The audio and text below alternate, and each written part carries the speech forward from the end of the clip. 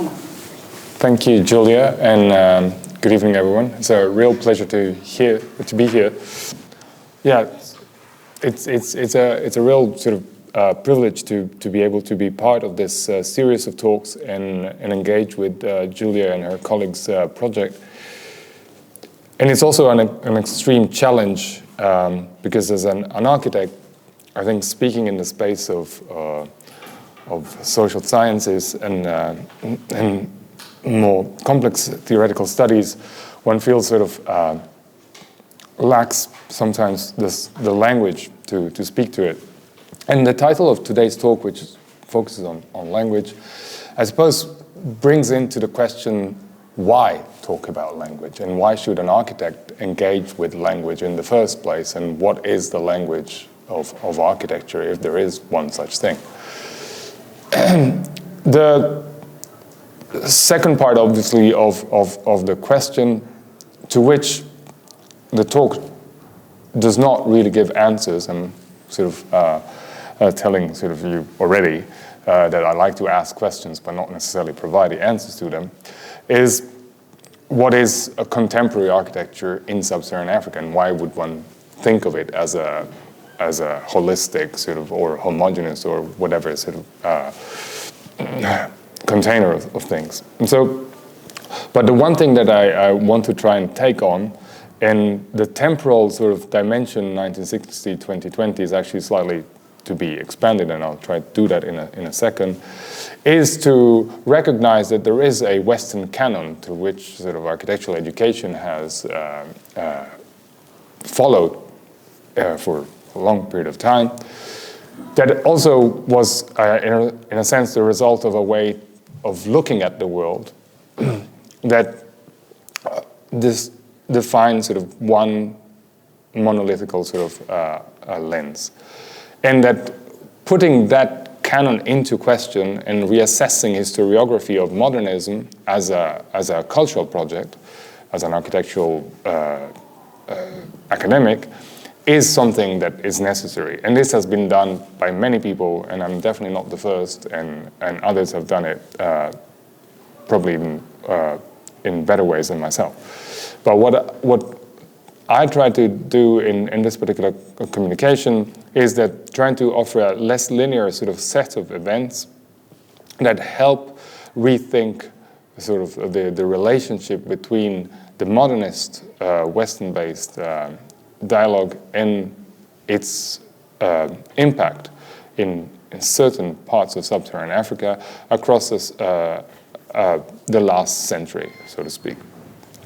And to do that, I think that I'm intrigued by this opening image, which is one by Julie Meretru's, a map of migrations, that I'm indebted here because it features in the introduction of a recent book called Rethinking Global Modernism, that illustrates a sort of a disaggregated map of organic entities, a multitude of small but purposeful agential events, the intents of which are indicated by directional arrows.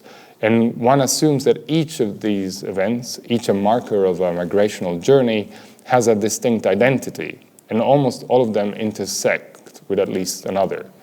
Those yet to overlap based on their indicated flows appear on a collision course. But overall, as a whole picture, Meretru's map outlines a geography of desire that, while it is purposeful and directional, does not add up to a single destination of privileged focus. And one sees a coherent narrative with many threads, but one without a clear center. And I think it's precisely this idea of losing oneself in this map and trying to reconstruct a map that questions what we have understood too much as a linear process that I'm interested in following. And this also does in response to a plethora of publications that in the last at least 20 years or so have tried to categorize and describe modern architecture in Africa, but doing so from almost a single vantage point. And I understand that the challenge to question all of this in today's talk is perhaps too ambitious, but that's at least sharing where the interest comes from. And I also want to sort of preface the subsequent narrative by saying that it deliberately stops a few years ago,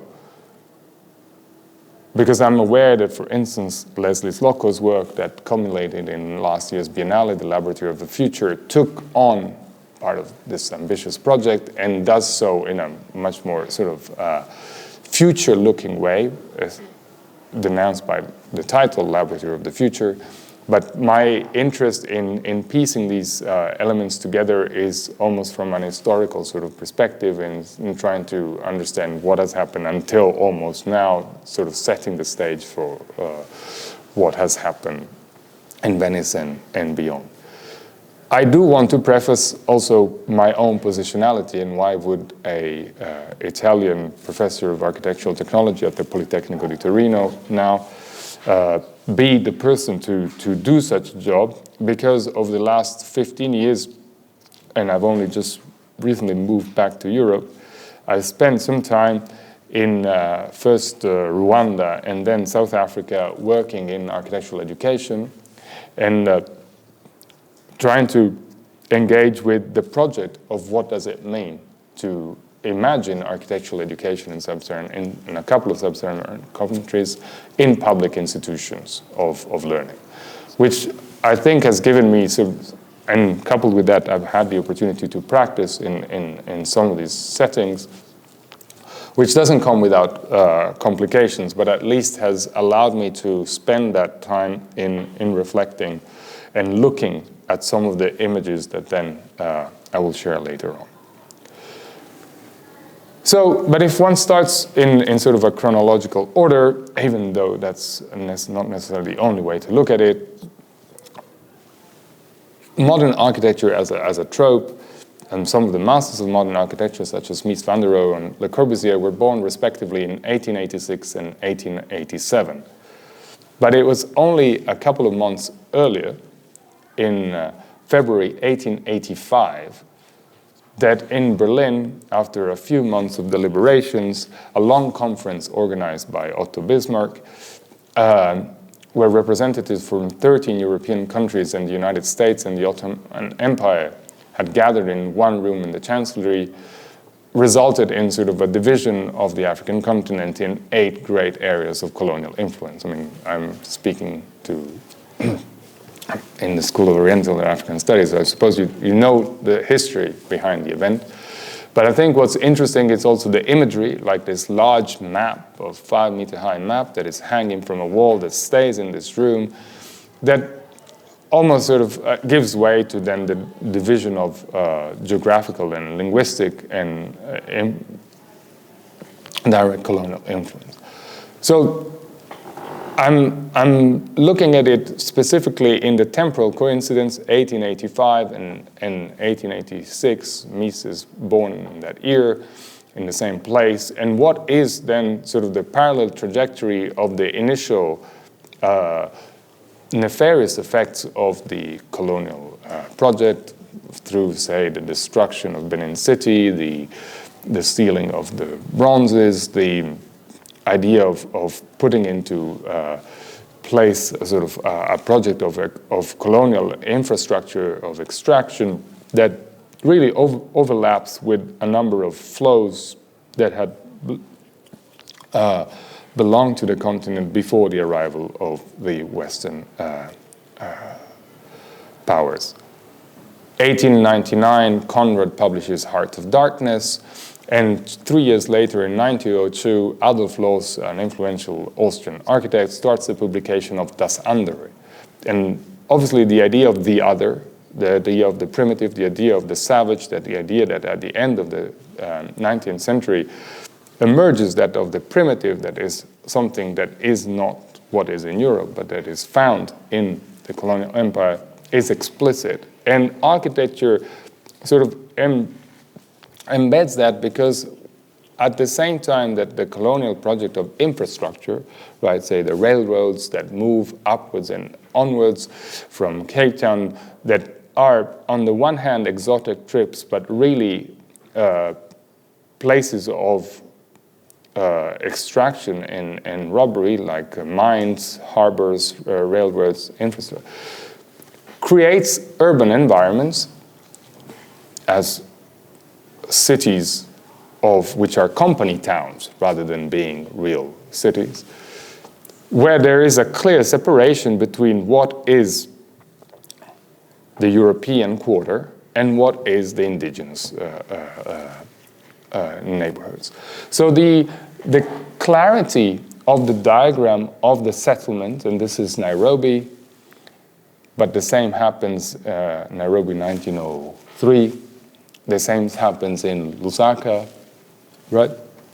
Where the clarity of the diagram of something that is the European city as opposed to, say, the African small holdings or prison that is at the other end of the spectrum, and the separation between the two that is created by the infrastructure, notably the railway in this particular sense, is intriguing because this happens around 1930, 1931.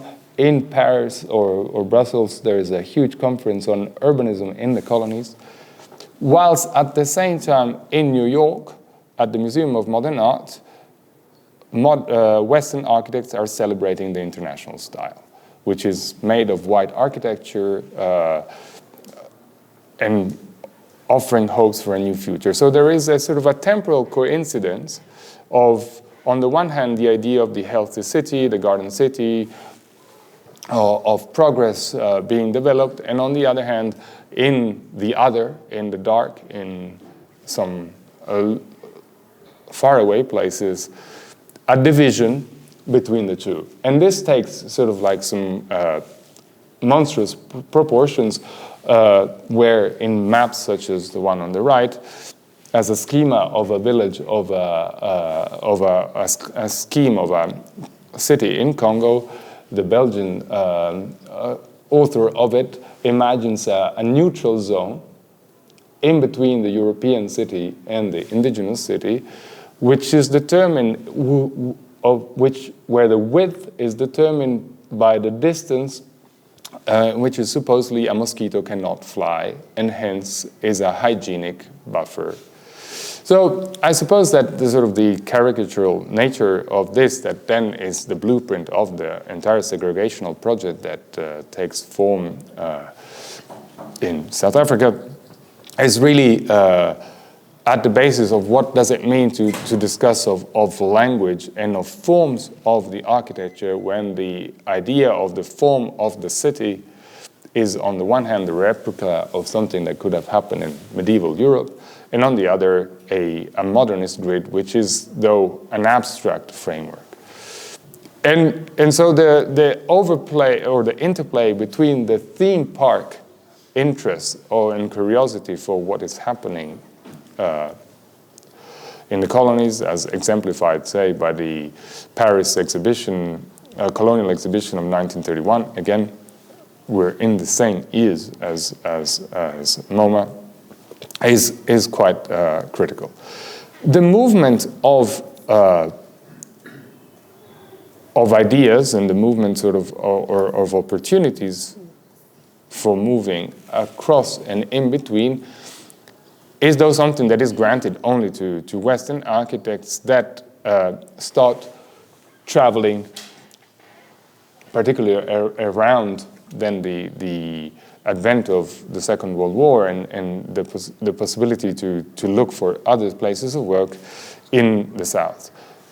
Next door, obviously, there's the DPU, which was established by Maxwell Fry and Jane Drew, and the work on the tropics, right, which is well known, is exemplary of what does it mean to look into these lands and find this opportunity where one really brings the idea, right? So suddenly places like modern-day Ghana or Kenya become the destination of such influences, rather than being places where one learns from. And so the argument that I'm trying to sort of construct in this sort of first phase of the discussion is, and going back to why language, is that the international style that had sort of been crafted endogenously right in the beginning of the 20th century as the industrialization takes form, the progress in the West and in North America allows for some form of development and well-being, takes at the same time in the Sub-Saharan Africa a space of complete, instead, translation of certain tropes of construction, say the concrete, reinforced concrete framework, that then borrows stylistic motives only for ornament. And so that the tropicalization of modernism, and it's also unfair to say that the modern project is an exact replica of the colonial project, although they do go together.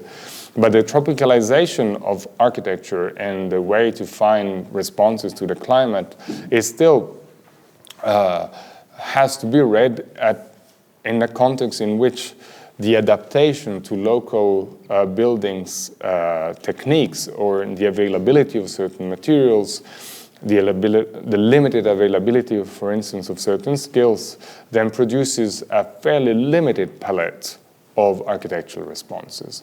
So a certain homogeneity of the built fabric leading up to the era of independence, I think is partly derived from the unwillingness to experiment and the unwillingness to sit down and discover and learn from other cultures. So this polarization of the discourse leaves very little margin for exploration, and it's also reflected in the certain dogmatic approach that CM, as the Congress of International, the International Congress of Modern Architecture, takes in Europe from 1929 onwards, and that is finally caught into question at the beginning and towards the end of the 1950s, when in Otterlo, people like Aldo van Eyck and others establish Team 10 and suddenly move away from the modernist dogma. And it's quite intriguing that it's precisely people like Van Eyck and Pancho Guedes, who are the soul of Team 10, do that in 1959 at the moment in which the push for independence in African countries start to become quite strong. And so I'm ending this first chapter sort of with these images of Van Eyck's drawings from the Dogon and his slogan of recognizing that from the basket to the house to the village, one understands a universe and a cosmology, because it seems that it is really that lesson that helps complexify also finally back in Europe the limits of the modern movement. So I'm saying that this leads to the almost now to the beginning of the talk. So I'm sorry for the fairly long and inarticulate preamble, and the talk will be much shorter. But almost setting this stage to unpack what is one looking at in terms of traces or evidence that suggests that there is one such thing as architecture in Sub-Saharan Africa. And I think that, I think that I obviously don't have the answer to the question, but I think that there isn't one such thing, right? So one uses it as a broad descriptor, but that one needs to unpack that the developmental project of the post-independence development is the condition in which there is an innovative response to it, but also that carries the legacy of what the colonial powers had left in place. And so in when Ghana becomes the first country to declare independence, its president is articulate in saying that one needs to account for a Pan-African sort of movement. And so what is that formal language of Pan-Africanism, right, that moves away from certain specificities of instead the individual geographies dominated by the colonial powers.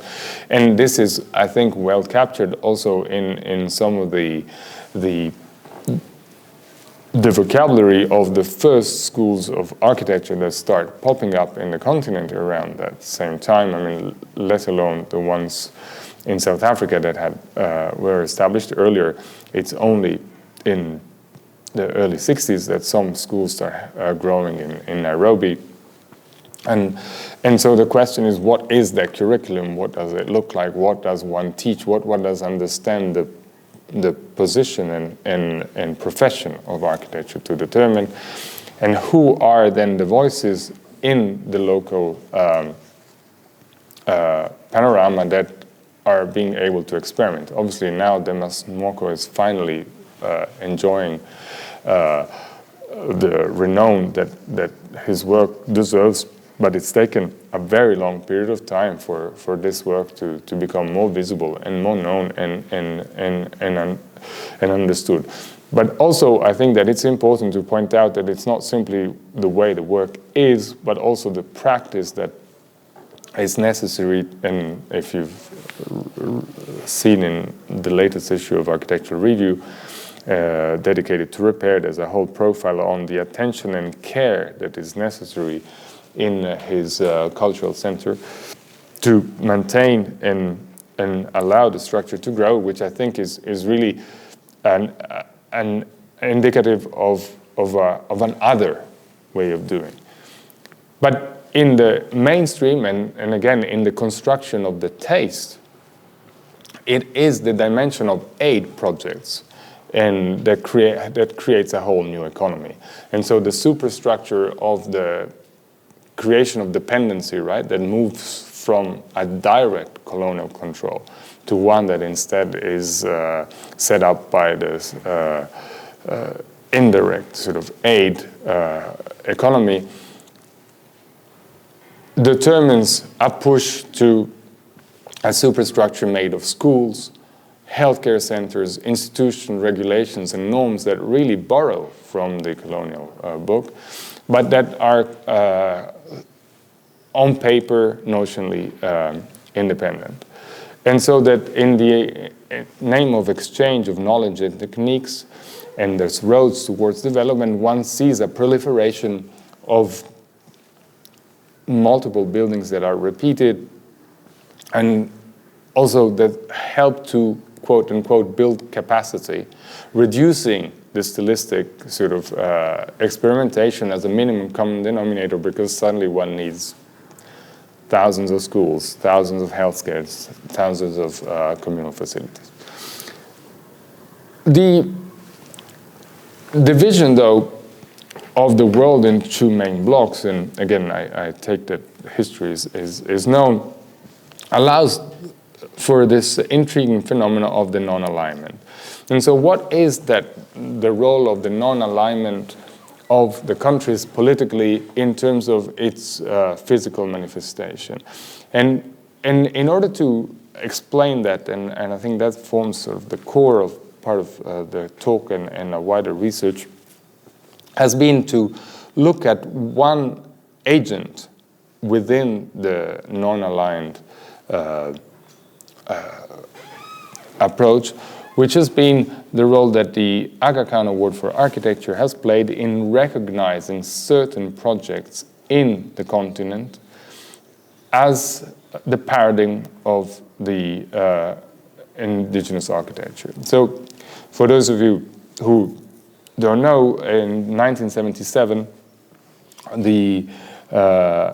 His Highness Aga Khan starts the award for architecture as being to respond to this desire to make visible architectural excellence at all levels in response to the social and economic, technical, physical, environmental challenges in a particular emphasis on the Muslim culture and world. So obviously this does not take Africa as a whole, but what one discovers by looking at the projects that are recognized by the award and hence become available in an architectural production, which otherwise is at the margin of the Western debate through a number of conferences and publications, is that suddenly there is an attention for built work that goes from restoration projects to new buildings to working with local materials.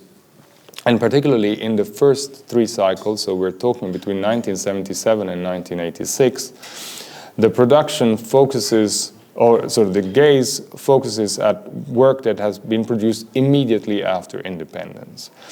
And I think it helps by allowing us to look at the projects that become famous, that become published, that become exhibited, by focusing our attention on certain tropes, right? Because both the nominated projects and the winning ones allow us to discover suddenly that there is architectural work, and goes back to the hermetic bodies that I was referencing at the beginning in discussing Meritr's migration map, that go from a mixture of historical and continually renewed pieces to instead a set of new works. And in between all of that, which is heterogeneous, which is not uniform at all in style, one finds such different explorations that go from the technological sort of work on materials, so as in this case in Sudan, 1964, where the UNESCO-led project, again, developmental aid of production of classrooms, artfully reinterprets Nubian vaults, even though this is very far from Nubia, but does so in a way that could be replicated a number of times. Or the influence of French legacy in Senegal. Here is Henri Chamet, that again reinterprets village settlements around the court as the basis of a university compound. Or Eastern European emigres like Laszlo de Parajid, who again build in the desert a number of facilities, and this is one of them, that are built out of the earth. So what I'm trying to put together in the lineage of these images, that because they become famous, they become recognized through the work of the Aga Khan Award, they start influencing and becoming, they start sort of telling the story of who are the actors involved in the production of architecture in the continent. Because suddenly, I think that one needs to go back, and the question of why speak about languages and why speak about architecture in Sub-Saharan Africa is partly a question about who is doing the work and what is the ecosystem in which the work is happening. And hence, the lens of unpacking the archive of one particular agency as a way to sort of triangulate, because the agency is neither Western or non-Western, it's somewhere in between, is a lens that partly problematizes the issue, right, in recognizing that there is a circular ecosystem of actors where there are foreign or local architects involved that borrow from local materials and motifs, that stylistically come again with certain tropes, like the pyramid that is repeated in different projects by different architects, because suddenly we are in Africa, and so one needs to borrow from, and as earlier with the vaults, but also allows for the experimentation with materials and languages that do not necessarily find the parallel in the West, and which have slightly moved away from the modernist idea that everything is only part of the export of standard modes of construction that the modern movement has said one could apply almost indifferently and simply tropicalize as a response to climate. So I suppose that's said, hopefully not so vaguely, but conveys the interest with the particular body of work. That has, I think, really, there's a temperature warning, so I don't know. Oh, it doesn't seem to have exploded yet. Oh, okay, good. So I don't need to worry. So that interest with the material texture, with the depth of thinking, and the response to the climate, again, and this is André Raverel's work, that a French architect had established something called the Atelier du Désert in Mali. Although on the left, this is a project in Algeria. This is more famous, the medical center in Mopti, which sits right in front of the old mosque. And again, finds that dialogue where I think that's somehow, and that's why I also chose this as the poster image, because I think that the question of what is the language and what is architecture comes out, right? So what are we looking at when unpacking that sort of aesthetics? And what came first, what came after, what is the role that ornament or the simplicity of certain motives come out, and how does one codify that, and where does one situate it in a larger sort of cultural production? And I said, sort of finishing the preamble, that the role, at least within the European context, that the Team 10 has in challenging the orthodoxy of the CM that had been led by Le Corbusier from 1929 till 1959, finds in, obviously, the work of somebody like Pancho Guedes, who was born in Lisbon, but really grew up and lived all his life in Mozambique for practical purposes, and was the only African member of Team 10, the more plastic and visual representation, because the exploration with ornament as a form of language in its own right, I think, represents sort of the tangible point of what it creates as a reference, and concludes somehow the sequence of projects identified by the Aga Khan in my own survey of their archives with this one, which is a small cultural center in central Senegal, in Kaolack, by Patrick Dujaric, where his recording of traditional motifs that he finds and documents in his notebooks is then brought back in large scale as an integral sort of artwork that creates the narrative that one navigates as part of experiencing the cultural center. So the reinterpretation of motives, of aesthetics, is now become full circle, and is not simply an ornament as a way of adding things, but becomes sort of an interpretive part of the element. But if that, and again, I said from the beginning that I'm not offering answers, but I'm sort of formulating hypotheses that help understand or help, try to help in engaging with a fairly vast production that I think it's really doesn't do justice to the continent's vast diversity and richness and history. It also helps sort of choose elements of the fast-paced survey that culminate at a point in which the division between the blocks collapses after the Berlin Wall. And suddenly, I think we enter a new phase of mass commodification of architecture across now borders, where the continent becomes the target of a new set of interest, and so the tastes suddenly what is the African becomes the object of exhibitions, books, collections, and that somehow reshapes the discourse.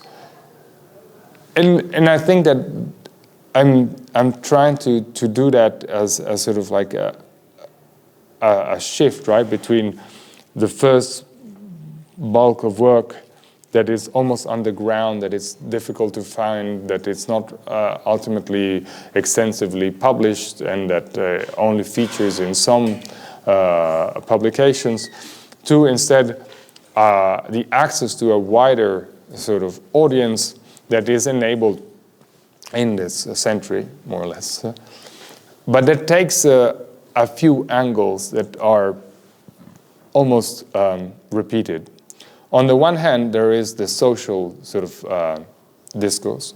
And so this is a map that comes from Andres Lepique's Architecture, Building Social Change exhibition 2013, right, where one starts identifying through the lens of the building communities the way to engage, and so local materials, and how that particular lens is supported and augmented through the work of certain iconography. And so if the iconography of the past had been possible only through heterogeneous and almost a sort of like adventurous explorations, the advent of larger platforms of communication and the role, say, played by somebody like Iwan Ban, becomes quite sort of like intriguing, as it offers a already curated sort of set of ways in which to engage with the continent. And this curated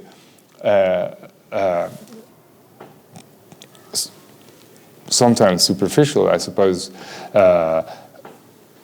way of engaging with it creates also another form of separation with reality, because some of these buildings in real life have a really sort of other way of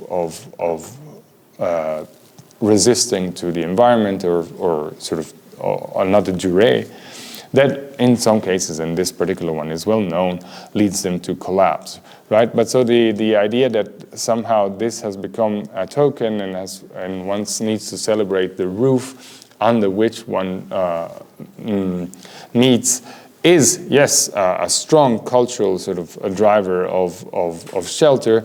But again, it's a trope on its own, because if through the work of Kere, which is amazing and successful, one recognizes that other interpretations that try to work with local communities and construct sort of forms of shelter instead suffer from an idea that it becomes quite easy to replicate. And this is Sel Gascano, who built a small so-called vaccination clinic with students from MIT in the Lake Turkana region, but then get the chance to replicate and enlarge the project in a garden in Denmark, from which then this scaffolding is unpacked and shipped to Kibera in the middle of Nairobi, which creates, again, a completely different set of dependencies and aesthetics, as in the acupunctural set of explorations is suddenly devoid of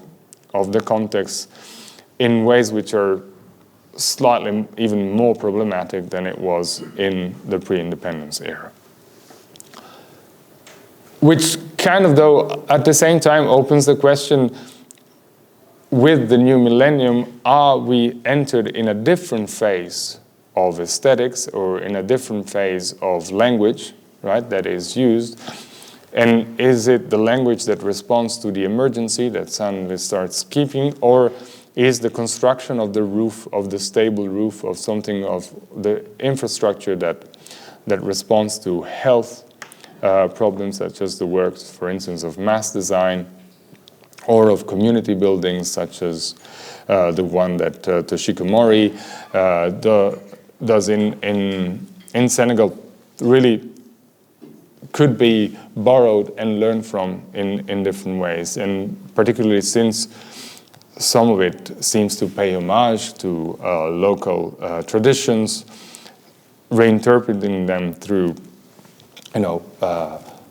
more elaborate thought processes, but also simplifying the construction technique and creating ecosystemic sort of performance that, though, again, somehow become slightly repetitive as it becomes sort of a stylistic trope.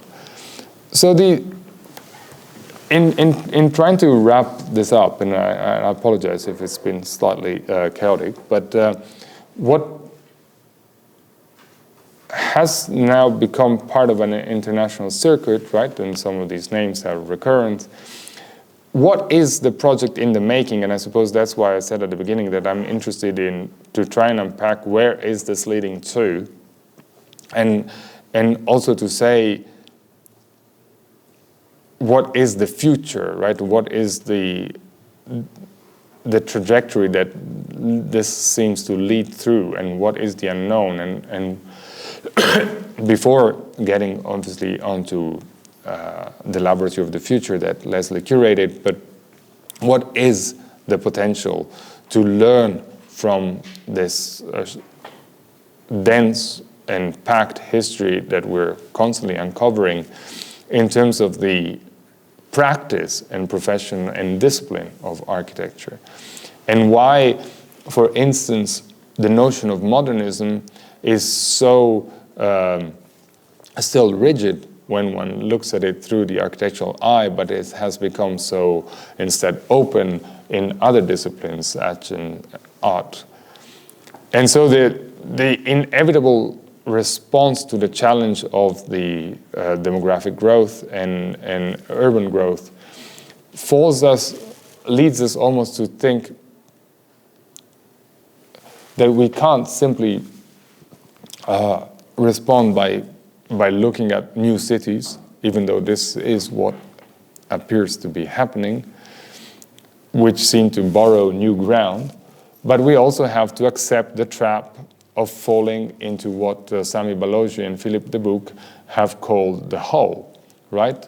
Because the idea that the infamous conditions of life in today's post-colonial context needs to be explained by imageries which again, bring the tension away from what we already know and that suddenly construct and borrow from other realms a language which is all to make. And in that sense, I think that that's where the interest lies, in recognizing that in bringing the historical, in terms of sort of timeline, to a close, the mosaic and the fragments which are present in, say, works as Elena Tsui's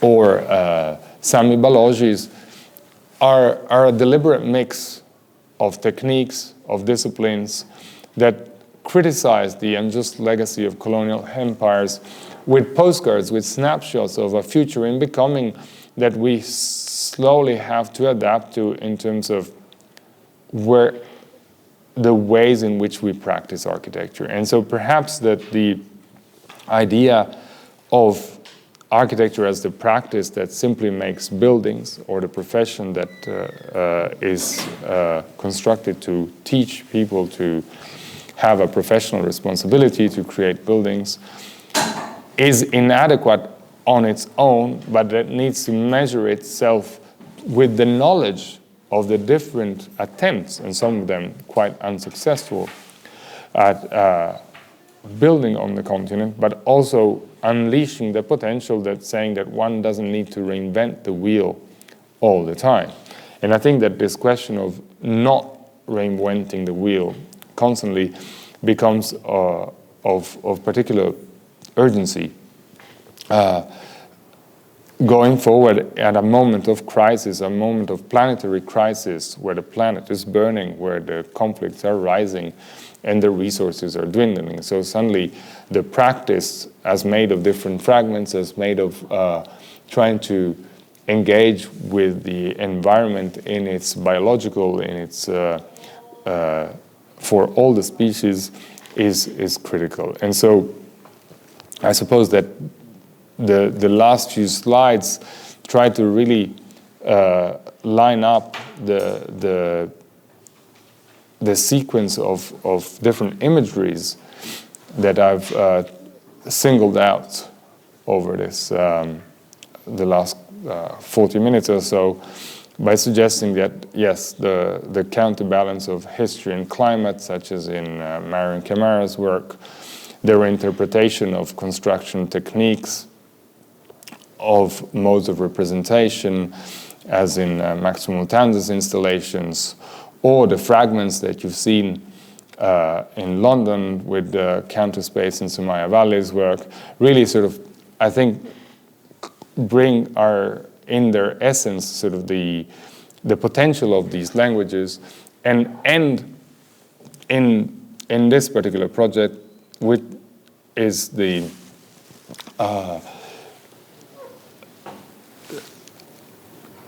museum in Addis, where Mesrem Azeged and Elias Simen built together the Zoma Museum on a reclaimed landscape, where using the mud that is from the site, they plaster these walls with this articulate sort of tapestries that carry sort of frescoes and histories that belong from the narrative, and hence, again, I think are largely indebted to this tradition of the storytelling that, if we're not able sort of to decipher, we run the risk of missing. And I think that storytelling, again, goes back to the beginning in terms of the question of the language. So if we're not able to decipher the language in which the story is told, we might run the risk of focusing on the aesthetic, even though I've showed you, I don't know, 200 images, so I'm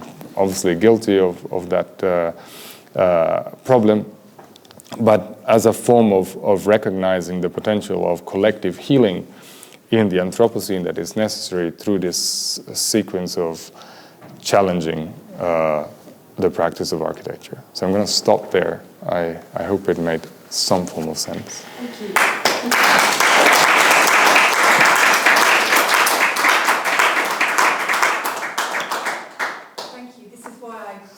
Ventured out of politics into architecture, because you can show fantastic pictures. Thank you so much, Tomà. Okay, open to the floor for questions or comments, discussion. I wanted to start actually though with a question, which was about, you started off talking about teaching and that question of independence, about how you teach architecture in architecture, the new architecture schools in Sub-Saharan Africa. And I wondered how much of these stories, this language, is reflected in teaching, and has it been able to be reflected? Because a lot of what you've talked about is kind of discussions between Africa and other bits of the world, and I just wondered how much of it goes on inside Africa and how much it's reflected in architecture schools, and how much it's changed over those years. And how much has it affected architectural practice? Yeah. Simple question, right? No, I mean, thanks. There've been experiments here and there on curricula for a number of years. But by and large, for instance, one of the issues, and I'm going to try and respond by singling out, for instance, one subset. Countries where the language of education is English and where the countries belong to the Commonwealth. So suddenly you have conditions which are structural and regulatory, whereby the curriculum that is taught needs to adhere to, say, what the Commonwealth Association of Architects validates as a practice. This changes more or less, but suddenly you're still in that framework. That isn't to say that one can't experiment, right? But it is also to say that because of such constructs, there are certain limitations. Within that, there's been different kinds of attempts by different persons at different places to experiment, and the last 60 years have seen that happen. But there's also been a fairly insufficient number of institutions of higher education where to test that as well, right? And so I think that is a structural limitation. I mean, South Africa is always a bit of an exception for a number of historical reasons. But even today, South Africa has, 13 schools of architecture and a total of 27 full-time staff members with a PhD across them. So you're looking at numbers which are inadequate to respond to the issue. That being said, that's not a good enough answer, I realize. But for instance, in the Eastern African context, between Uganda, Kenya, Rwanda, and Tanzania, there has been another sort of form of regional hub of discussion and exchange, which has created, I think, positive tensions in between the institutions. So for instance, in Uganda, the rift between the old historical public university in Makerere and the creation of the new school of architecture that is still run at Uganda Martyrs University has been productive, because then suddenly one got validation, the other didn't, and that sort of led to infighting, which curriculum is better, who gets to say. So I think that those conditions are fertile sometimes to experiment. Ethiopia has been a place where there's been a lot of experimentation facilitated partly by foreign aid. I mean, that one needs to recognize, at the Ethiopian Institute of Architecture, Building and Cities. But that was also, for a moment, an interesting place of experimentation, particularly because the institute suddenly moved out of the University of Addis and had its own independent status. And by bringing people that would come from also outside but commit to stay there, I think developed a large experimentation, for instance, with design build, right? So different forms of practice. So I think that it's never systematic, but I think that's also interesting precisely because it's not systematic, because there are 54 countries in the continent, so it would make zero sense for it to be homogeneous. I think that's also part of the implicit problem of the talk, is that it tries to systematize something that is structurally too big, right? And why? And so I suppose that would be a fair criticism of it. But it also moves from the presence of literature that has tried to systematize it, and so says, okay, well, if one takes that as a starting point, how can we tell the story differently of that same? And I think architectural education is in that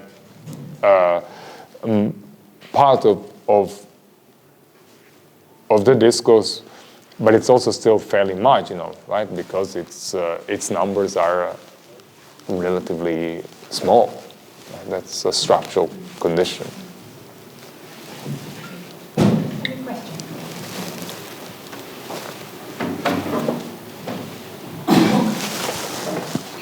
I can ask something. Yes.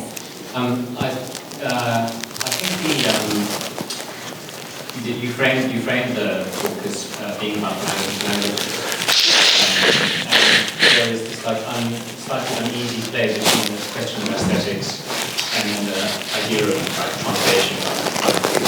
Understand what the building is trying to tell you, or indeed what the places are trying to tell you when they have different languages grafted onto them.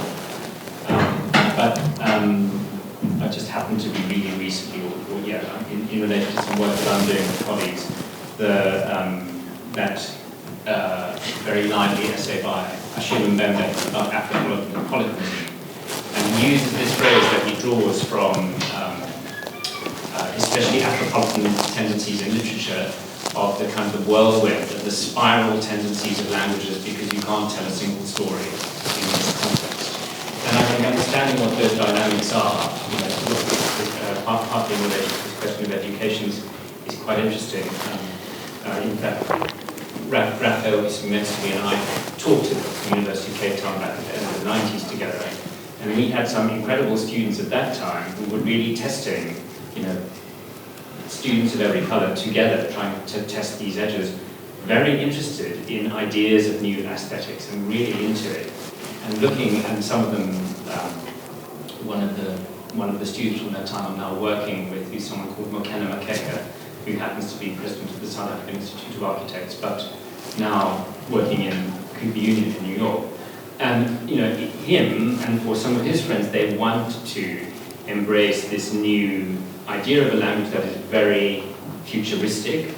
So the Afro-futuristic bug has been swallowed whole, but at the same time speaking to ideas that, for him, feel like uniquely or specifically African. And then a lot of the people that I've been speaking to in relation to these questions are very interested, for example, in the relationship between traditional forms of religion and kinship and architectural form. So I think the idea that there isn't maybe a linear pathway, as you put it, but I think that there seem to be lots of dynamics that one can try to characterize. And it seems to me that one of the things about Leslie Knocker's work with her vast team in Venice is it started to sketch out what those characterizations might be. That sets a big agenda. When Achille Mbembe is talking about it in his anthropology, he says the task is to describe what is it, and what is the force going to tell us in terms of the laboratory of the future. So I'm not sure that there's such a big difference between the prospect of telling a coherent story of what's happening or seeing what's happening and well, I think that your point at the beginning about it's not linear, but it seems that maybe there is a dynamic. That's a very open-ended comment. Yeah, no, I mean, absolutely. Thanks for the comment. And I think that anecdotally, I was having a breakfast conversation this morning with Leslie. And so we were chatting about, she asked me, what are you going to talk about tonight? And I was like, well, this is what I'm going to talk about. And for me, the interest in stopping before the laboratory of the future is that, well, first of all, that work is there, right? So one can engage it. It's fairly recent, and it needs to sort of grow, right, in its own nature. But it's also trying to stop before by saying, from giving oneself a little bit of perspective, right, and just as a viewer, in saying, well, I think it might help to be aware of some of the experiments that have been done over the last, I don't know, say 100 years or whatever it is, because the point would be to try not completely reinvent the wheel, but to problematize what was already there. And I think that's part of the also role of education, right? Where it's not simply just to experiment and produce new knowledge, but sort of like to contextualize and understand where does that knowledge come from. And without having the ambition of being a theoretician, which I'm not, right? But as a scholar of design, and I think I've been really intrigued by trying to find to connect some dots. And I suppose that the linearity or the non-linearity of the map, or the migration map at the beginning, is exemplary in how you cannot connect the dots into a fixed matrix, which has been also one of the ambitions, say, of the modern movement. No, it's linear and one understands the genealogy and so forth, but rather than saying, no, well, that isn't quite the case. And so what kind of lenses do we need to apply in order to make those dots emerge? And who gets to say which one is which? I suppose that's really open-ended, because that necessarily, I think, is a matter of where the discourse needs to work, but needs to happen, and where the work also needs to. So, I mean, obviously, I'm familiar with some of your former students. You know, it's like, and I think that's what's interesting is to not quite look at that trajectory as being sort of so linear, but saying, well, there's different experimentations, and where does one? It's in that sense, it's an oscillatory framework, and I think that's which is also well represented by the constant instability that many of the countries seem to go through, right? And so I think that is the uniqueness, I suppose, of that laboratory. So it's a kind of engagement with modernism, but also an amodernistic approach. Well, I mean, that's, I suppose, it's a work on oneself, as one tends to do, I suppose, and it's partly, as I said, driven by questioning what one has as an initial sort of set of references, and saying, well, how do I move beyond that, and how can I find ways to explain it, to bring it, say, into a classroom, to bring it into a set of places where you exchange that and you make sense of it, and it becomes hopefully productive. Or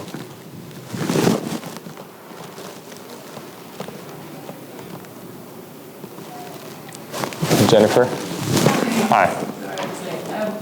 So I'm thinking a lot about scale in the buildings, because a lot of the examples that you showed are low. I suppose sometimes they have a horizontal scale, but not necessarily so much of a vertical scale. So this seems to be, quite a challenge when you come to materials and you're looking at how do you develop a language, which is a lot of the examples that we look at have a lower horizontal scale.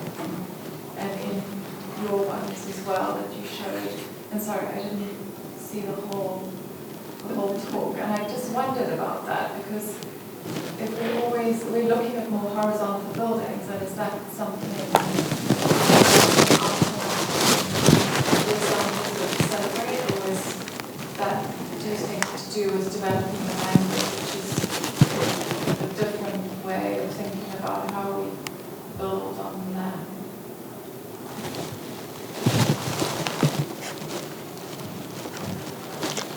yeah, thanks. I don't think it was intentional to sort of focus on low buildings, but I take the point in terms of sort of the imagery. Part of my research curiosity before that life brought me to south of the Sahara was on topography and on the notion of how does building touch the ground. And so I suppose part of the answer that I would give has something to do with foundation. And so that there is an interesting sort of work to be done with parts of buildings which are invisible because they're underground. And so what is the technology that is used to build underground? Because I think it speaks partly to the issue of having tall buildings. That's, from a stability point of view, their anchoring to the ground needs to be resolved materially and technologically and structurally. And so I suppose that that doesn't fully answer your question, but it's not simply an issue of a different kind of scale, right? But it's a different also kind of approach with the land, which you kind of mentioned. But it's like, how does architecture, what is the role that architecture plays in constructing the ground? And so in that sense, the notion of ground expands from a physical one. So architecture is as a retaining wall, as a terracing, as a something. I mean, ground is not flat, right? That's to then the ground of a community, to then land as something that is shared or contested, and I think that is a productive way of thinking of land. And that then leads, obviously, to ideological discussions, but also to material sort of sets of coincidence. And so, for instance, building on hilltops rather than in valleys, or so depending on the countries, the geographies, the traditional ways of settling. And I think then in response to that, I suppose that part of the company towns, if one looks at that as one lens of settling in the landscape that is conquered by the colonial project, they're not all the same, but there is this attempt at finding a flat space, or a space which can be easily occupied by the garrison, by the fort, by the military enterprise that goes together with the company. And so the construction of the landscape, I think, is a good way also to look at that. But I wouldn't say it stops with a single-story building. It can take many different spots. I mean, for instance, I'm completely jumping from one thing to another, but Addis, which is a city of hills, or had large-scale housing projects as models that are multi-story, and they've existed for decades. So it's not that it's unknown to them to build vertically. I mean, I think it's part. Also, there is a consistency in occupying these vertical housing units that one doesn't find necessarily elsewhere in the same way. So no, I don't think that was deliberate, but I do think that what's interesting in what you bring up is the attention to the role that foundation and technology does play into this shifting ground, and in some cases becomes so. Yeah.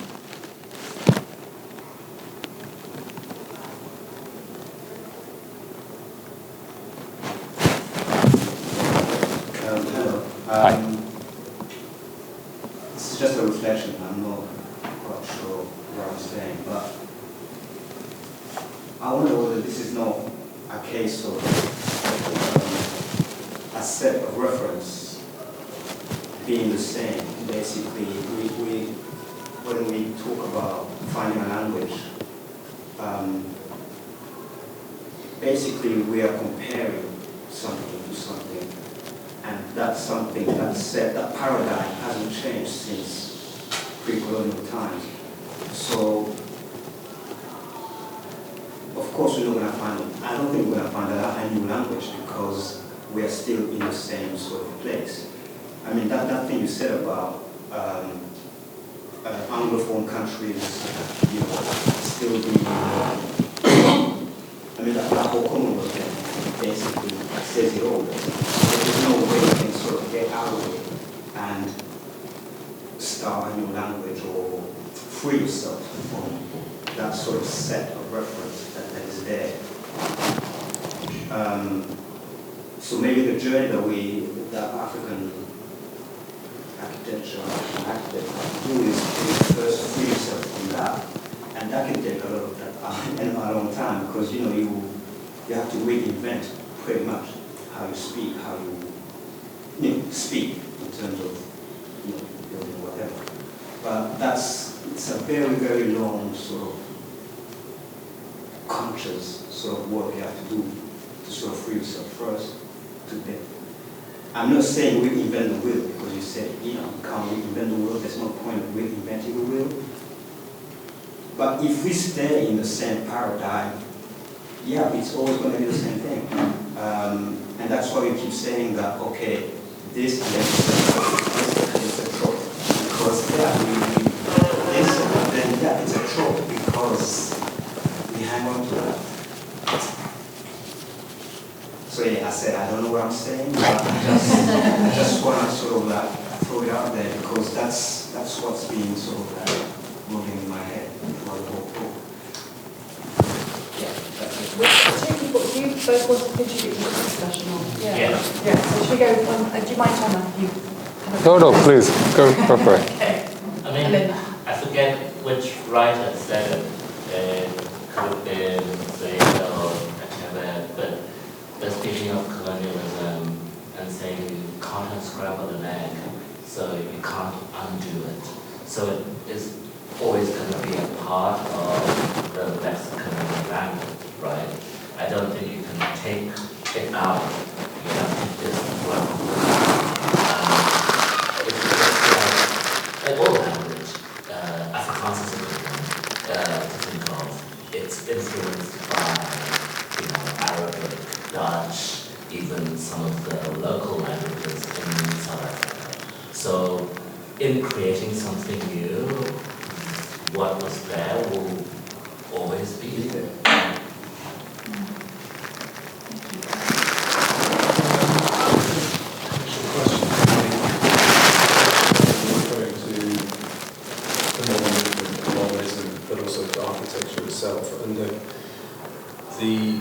The sort of presumption or acceptance of a singular modernism, or something similar. There's plenty of teachings alternative, the language itself will always restrict us in being able to come up with new ways of thinking, as long as we're using of a canonical discipline, whether it's architecture, which in itself is a global project going back. I mean, if you look say Howard French's work on building blackness going back to the 15th century, like you were saying with the temple, the museum birth, you say it's to Africa and its relationship with the European Renaissance and architecture, then you could say the same also with modernism, as long as it remains a canonical, singular, hegemonic object, which in many of the examples suggests it's not. And therefore, is there the possibility of there being just multiple modernisms that frees us in some respects, you're saying, this liberating factor? Architecture. I don't have any solutions for that, but it's a question that has troubled me in my work, and also with you in the work with Moa, as to how you give language to these things that are understood by a particular canonical discipline, but often have no resonance outside of that. So I mean, in my work in China, for example, architecture has its own language. I'm sure it does in Africa, in multiple languages. Are there ways in which we can think of modernism and architecture through those languages and those experiences?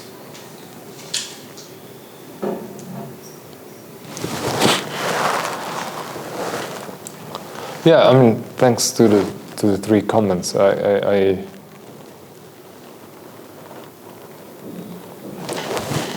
mean, I suppose the more you question it, right, the more it's productive. But it's not that there's more answers to it, because I think that the interest is in being able to formulate the question sort of clearer. So I think that's helpful personally to take on board and saying, well, maybe there isn't one just modernism, right? There's multiple of them. Obviously, also language is somehow a convention, right? I mean, so we're grappling with ways of finding convention to exchange, to communicate. Right? I mean, even architecture, in a sense, is a conventional language. I mean, why? And I suppose that part of the experimentation which is happening today, and that also Matthew, I think, was pointing to, is able to experiment with it,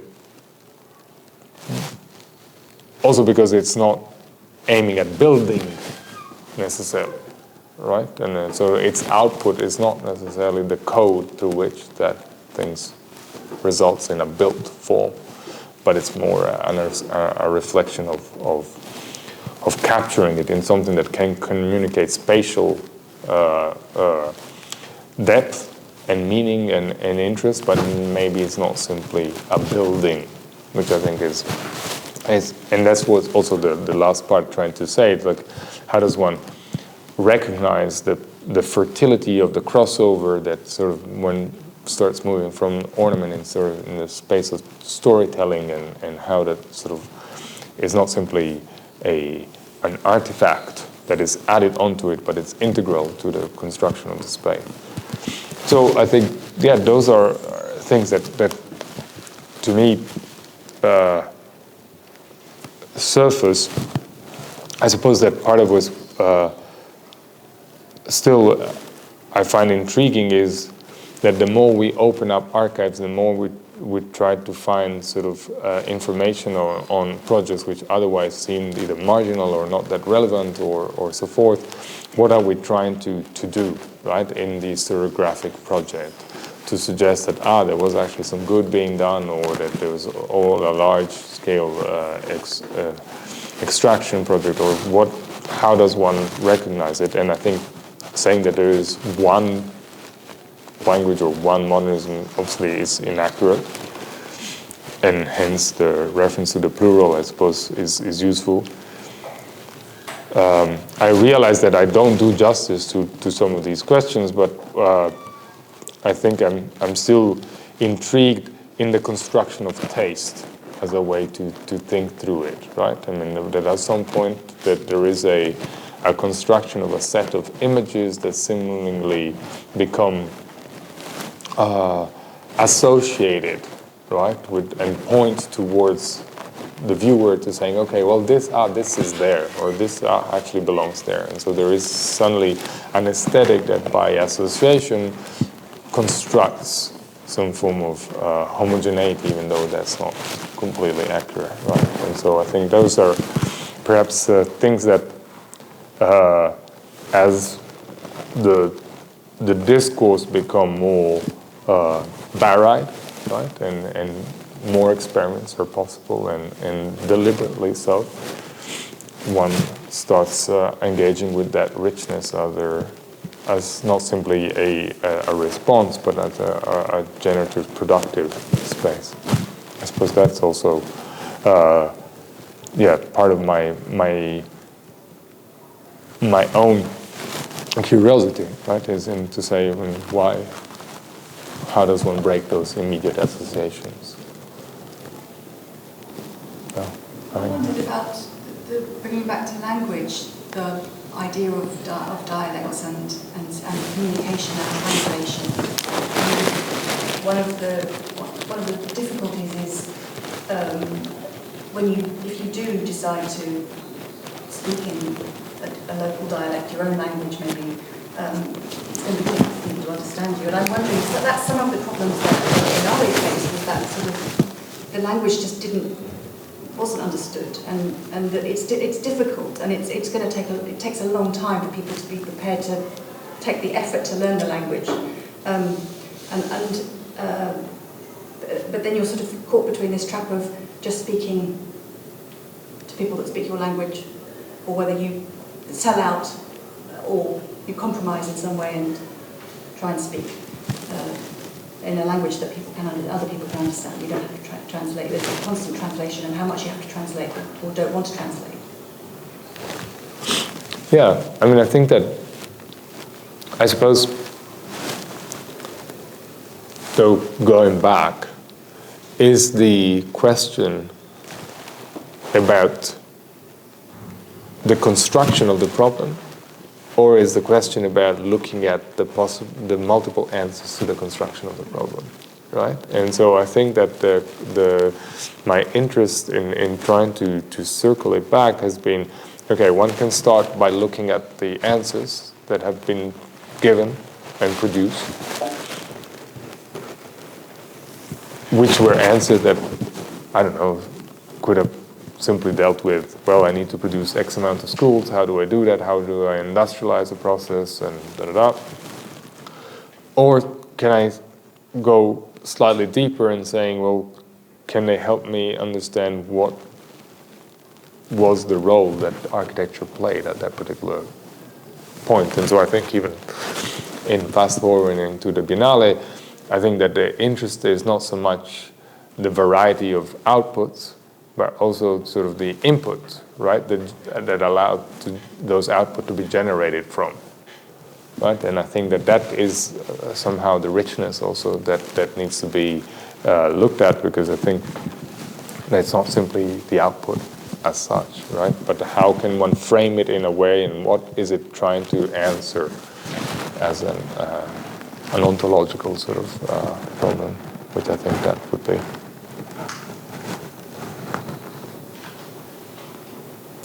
I was just step back, as we're talking about language, to the language of the imaginary. So on one hand, you have the architecture as a reflection of the culture that is today. You might have architecture which has, as you just mentioned, a very functional role. But sometimes architecture is also there to be the other, to be inspiring, to take people into a different realm outside of the ordinary. And you might think of places, or you might think of even, public buildings that maybe in colonial times had that situation. Do you link back in your studies or in your research what ultimately the focus was of the buildings in terms of kind of repositioning the idea of the imaginary?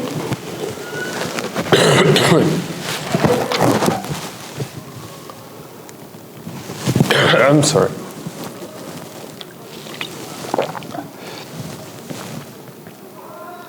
I mean, I think it's a... Thanks for the question. I think it's a... I mean, I wouldn't say I've been that systematic, right, in trying to single out the imagery or the imaginary as a lens through which look at those buildings. So no, that's the ultimate question. But I think it is interesting to realize that the potential of some of those were to open up new forms of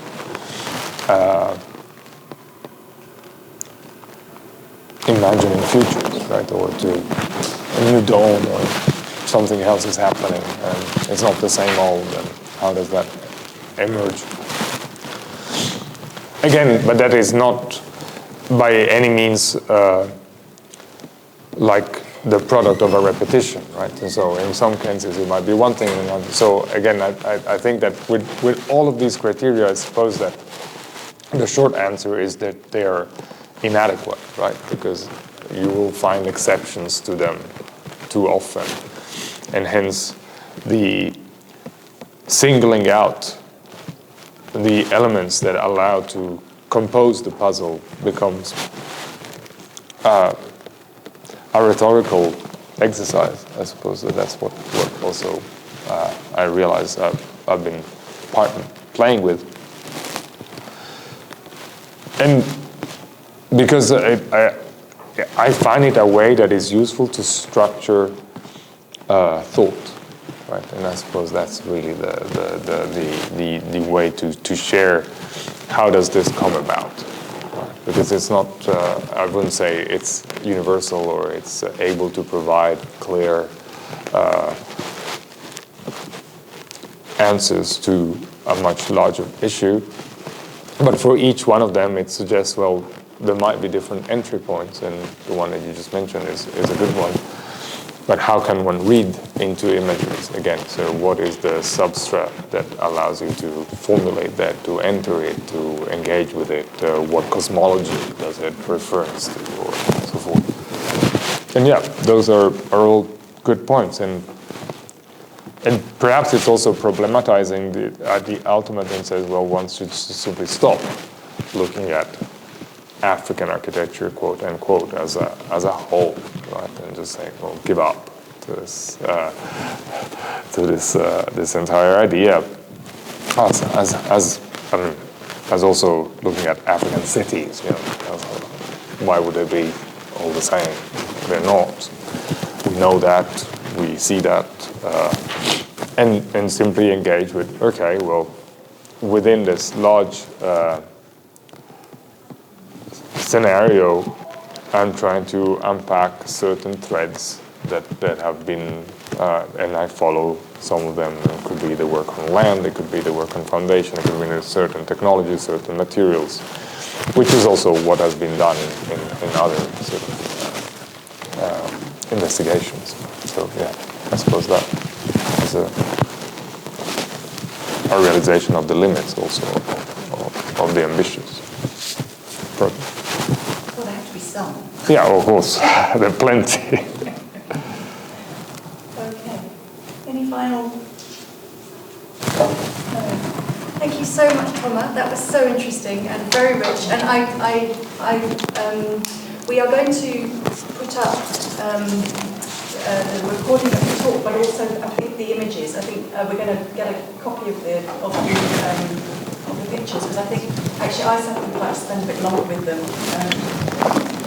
Thank you so much for coming. Thank you to Tomà. Before we finish, and thank you, can I just advertise next week's talk, which is by Brooke Haile-Selassie, who is a PhD, an architect from Ethiopia, who's going to be talking about the aesthetics of prosperity, the mega projects of Addis Ababa. And that will be here in 1 week's time. So, thank you, Tomà, and thank you very, very much. Thank you. I think we need to give you a drink.